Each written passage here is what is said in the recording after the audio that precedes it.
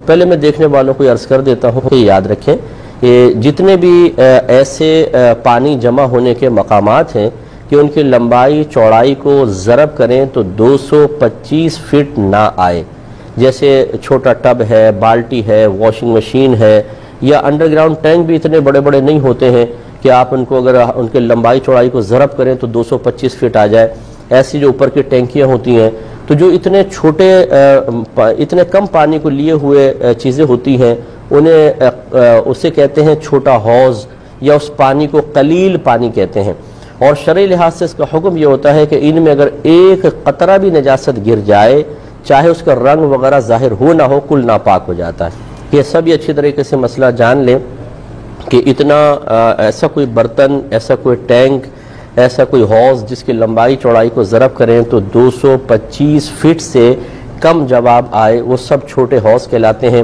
وہ پانی قلیل پانی، تھوڑا پانی کہلاتا ہے، اور شرعی لحاظ سے اگر اس میں ایک قطرہ بھی نجاست گر جائے تو چاہے نجاست کا رنگ یا اس کی اسمیل وغیرہ ظاہر ہو نہ ہو، یہ کل پانی ناپاک ہو جاتا ہے۔ لہذا واشنگ مشین میں جیسے ہی ناپاک کپڑے ڈالے جاتے ہیں، جیسے ہی ان کپڑوں کی ناپاکی کا اتصال پانی کے ساتھ ہوتا ہے، کل پانی ناپاک ہو جاتا ہے۔ پھر آپ اسے جتنا مرضی گھماتے رہیں، گویا کہ وہ ناپاک پانی اس کے باہر ہر تار میں، ہر دھاگے میں گھس جاتا ہے۔ اور پھر ہمارے یہاں ایسی ہوتا ہے کہ ان کپڑوں کو نکال کر پھر ٹب سے اس کے جھاگ کو ختم کرنے، ٹب کے پانی سے جھاگ کو ختم کرنے کی کوشش کی جاتی ہے، اور جیسے ہی یہ ناپاک کپڑا ٹب کے پانی سے متصل ہوتا ہے وہ بھی سارا ناپاک ہو جاتا ہے۔ اس کے لیے بہتر طریقہ یہی ہوتا ہے کہ پہلے سے ہی سب اپنے اپنے کپڑے پاک کر کے پھر واشنگ مشین میں ڈالیں۔ یعنی جتنا حصہ ناپاک ہے، میں نے بارہا بتایا کہ جیسے تھوڑا سا حصہ کوئی ناپاک ہوتا ہے، جیسے مثال کے طور پہ یہ اس کا اتنا حصہ ناپاک ہے، اس کو نل کا کھول دیں مناسب دھار میں کہ بہت تیز نہ ہو کہ اس پہ لگ ایک دم چھینٹے آپ پر آئیں، ہلکے سے اس سے کھول دیں، ہلکی سی دھار، اور پھر اس کو پکڑ کر ملتے جائیں۔ جب آپ کو یقین حاصل ہو جائے، یعنی دل اس میں بالکل مطمئن ہو جائے کہ پانی نجاست کو ساتھ بہا کر لے گیا ہوگا، تو بس یہ کپڑا پاک ہے، پھر اس کو واشنگ مشین میں ڈال دیا جائے۔ اچھا، اگر آپ نے کپڑے دیے اور آپ کو نہیں پتا کہ واشنگ مشین میں کوئی کپڑے ناپاک بھی تھے یا نہیں تھے، تو شریعت پھر ان تمام کپڑوں کو پاک ہی کہتی ہے، جب تک کہ آپ اپنی آنکھوں سے کچھ ناپاکی کو نہ دیکھ لیں۔ آپ صرف گمان پر یہ نہیں کہہ سکتے کہ یہ ہو سکتا ہے گھر والوں نے کوئی کپڑے ایسے دھو دیے ہوں جو ناپاک ہوں، تو وہ پاک ہی ہیں۔ اور جو ناپاک اگر آپ نے دی ہیں تو پھر ضرور سب کے سب ناپاک ہے۔ اب یہ گمان نہیں آپ کر سکتے کہ شاید اتنا پانی بہہ گیا ہو کہ وہ نجاست بہہ گئی، کیونکہ واشنگ مشین سے دھوتے ہوئے اتنا پانی عموماً بہتا نہیں ہے۔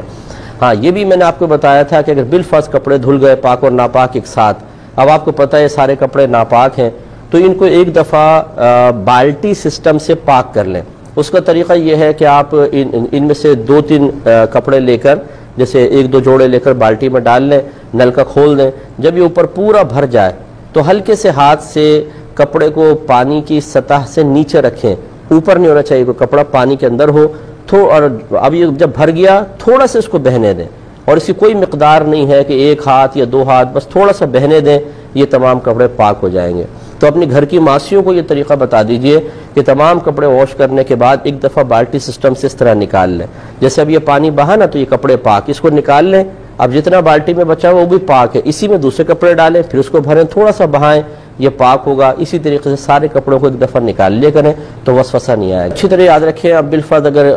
ناپاک کپڑے تھے اور ان کو پاک نہیں کیا گیا، اسی طریقے سے مطلب ہٹ دھرمی کا مظاہرہ کر کے ان کو بس نچوڑ نچاڑ کے وہ رسی کے اوپر ڈال دیے، تو یقینی سی بات ہے وہ جب کپڑے ناپاک ہیں تو رسی بھی ناپاک ہوگی۔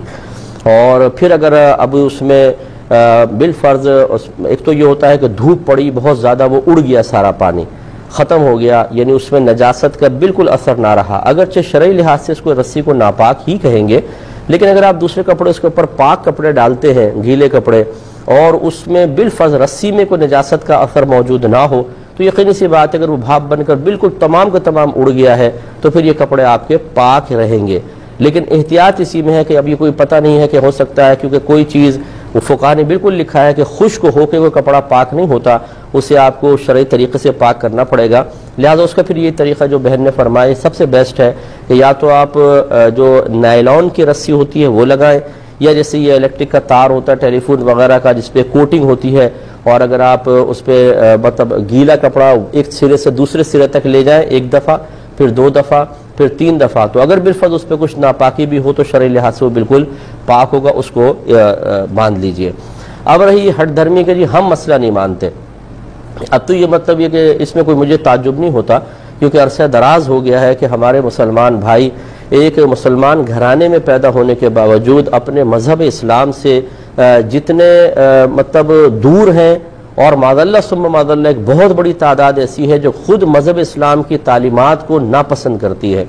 وہ ایک آزاد زندگی چاہتے ہیں۔ ہاں باہر کے ملک میں جائیں تو وہاں کے قانون کی تعریف بھی کریں گے اور اس کو فالو کریں گے، دبئی چلے جائیں، UK چلے جائیں، US چلے جائیں، یہاں شترے بے مہار ہوں گے، وہاں بالکل سیدھے چلیں گے اور تعریف کریں گے کہ نہیں بھائی بہت اچھا قانون ہے اور اس کو بالکل فالو کرنا چاہیے۔ لیکن جب دین اسلام کی باری آتی ہے تو اپنے مذہب اسلام کی تعلیمات کو حقیر جان کر اپنی ہٹ دھرمی کا مظاہرہ کرتے ہیں، اور یہ اپنی آخرت کی بربادی کا بہت زیادہ سامان کرنا ہے۔ یہ میں بارہا یہ جملہ کہتا ہوں،